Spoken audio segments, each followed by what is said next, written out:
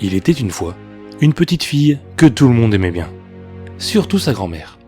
Elle ne savait qu'entreprendre pour lui faire plaisir. Un jour, elle lui offrit un petit bonnet de velours rouge qui lui allait si bien qu'elle ne voulut plus en porter d'autres. Du coup, on l'appela Chaperon Rouge. Un jour, sa mère lui dit « Viens voir, Chaperon Rouge, voici un morceau de gâteau et une bouteille de vin. Porte-la à ta grand-mère, elle est malade et faible. Elle s'en délectera. Fais vite avant qu'il ne fasse trop chaud. Et quand tu seras en chemin, sois bien sage et ne t'écarte pas de ta route. Sinon, tu casserais la bouteille et ta grand-mère n'aurait plus rien.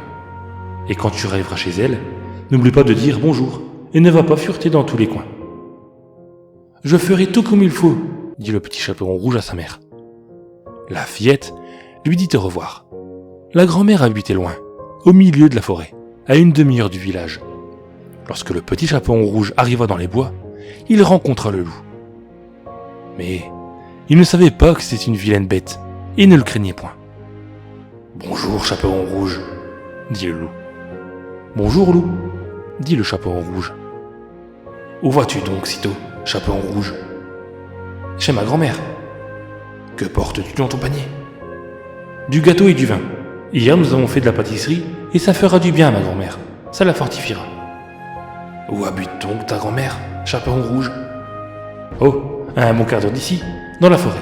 Sa maison se trouve sous les 3 gros chênes, en dessous, et il y a une haie de noisetiers. Tu sais bien, » dit le petit Chaperon Rouge. Le loup se dit « Voici un mets bien jeune et bien tendre, un vrai régal. Il sera encore bien meilleur que la veille. Il faut que je m'y prenne adroitement pour les attraper toutes les deux. » Il accompagna un bout de chemin et dit « Chaperon Rouge, vois ces belles fleurs autour de nous. Pourquoi ne les regardes-tu pas ? J'ai l'impression que tu n'écoutes même pas comme les oiseaux chantent joliment. Tu marches comme si tu allais à l'école, alors que tout est si beau ici, dans la forêt. » Le petit Chaperon Rouge ouvrit les yeux, et lorsqu'elle vit comment les rayons du soleil dansaient, de ci, de là à travers les arbres, et combien tout était plein de fleurs, elle pensa « Si j'apportais à ma grand-mère un beau bouquet de fleurs, ça lui ferait bien plaisir. Il est encore si tôt que j'arriverai bien à l'heure. » Elle quitta le chemin, pénétra dans les bois et cueillit des fleurs. Et à chaque fois qu'elle en avait cueilli une, elle se disait « Plus loin, j'en vois une plus belle. » Et elle y allait et s'enfonçait toujours plus profondément dans la forêt.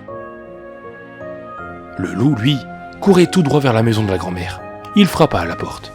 « Qui est là ? » ?»« C'est le petit Chaperon Rouge qui t'apporte du gâteau et du vin. »« Tire la chevillette, » dit la grand-mère. « Je suis trop faible et ne peux me lever. » Le loup tire la chevillette.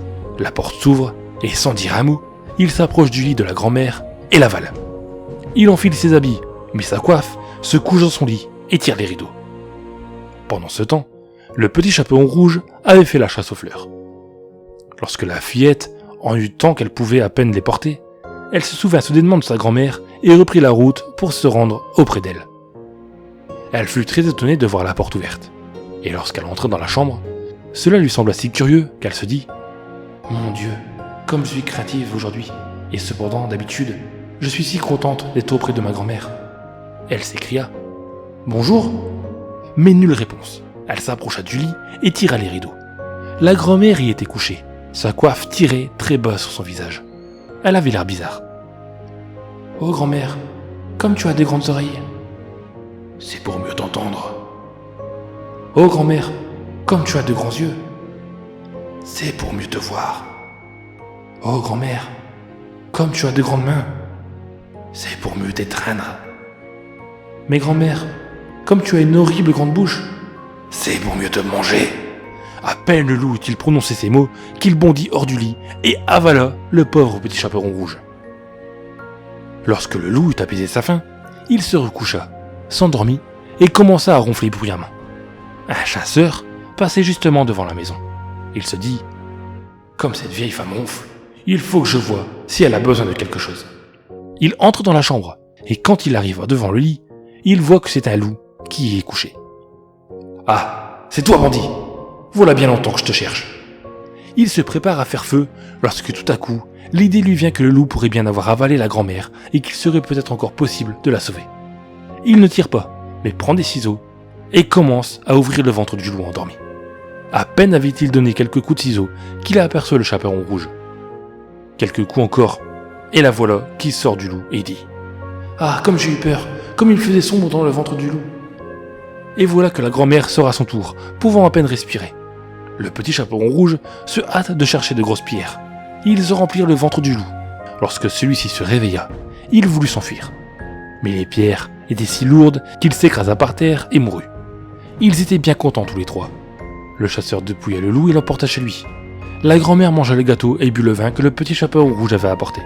Elle s'en trouva toute régaillardie. Le petit chaperon rouge, cependant, pensait « Je ne quitterai plus jamais mon chemin pour aller me promener dans la forêt, quand ma maman me l'aura interdit. »